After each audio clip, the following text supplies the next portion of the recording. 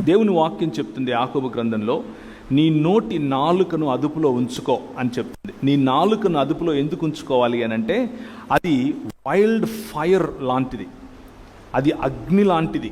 మనుషులను చిన్నాభిన్నం చేస్తుంది, సంబంధాలను చిన్నాభిన్నం చేస్తుంది. ఒక మనిషిని మనిషిగా కాకుండా పశువుగా తీర్చిదిద్దగలిగినటువంటి శక్తి నాలుకకు ఉంటుంది, రాళ్లను కరిగించే శక్తి ఉంటుంది. ఒకసారి నేను ఒక చిన్న ఎక్స్పెరిమెంట్ చేశాను. మా ఇంట్లో ఒక వ్యక్తికి చెప్పటం కోసం, ఆమె మాటలు ఎంత డేంజరస్ ఉంటాయి అని చెప్పటం కోసం, ఒక చిన్న మొక్క, తులసి మొక్క పెట్టుకుంటారు కదా ఇంట్లో, అలాంటిది తీసుకుని వచ్చి మా ఇంట్లో బాల్కనీలో పెట్టాను.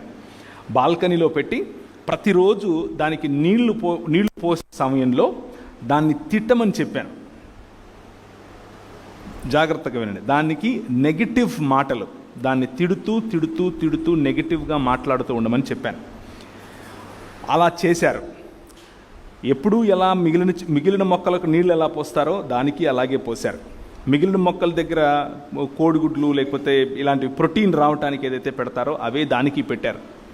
కానీ చూసిన ప్రతిసారి తిడుతూ, చీదరించుకుంటూ, దుర్భాషలాడుతూ, నెగిటివ్గా మాట్లాడుతూ ఆ చెట్టుకు చేశారు. 1 నెలన్నర తరువాత అది చచ్చిపోయింది. నెలన్నర తరువాత ఆ మొక్క చచ్చిపోయింది.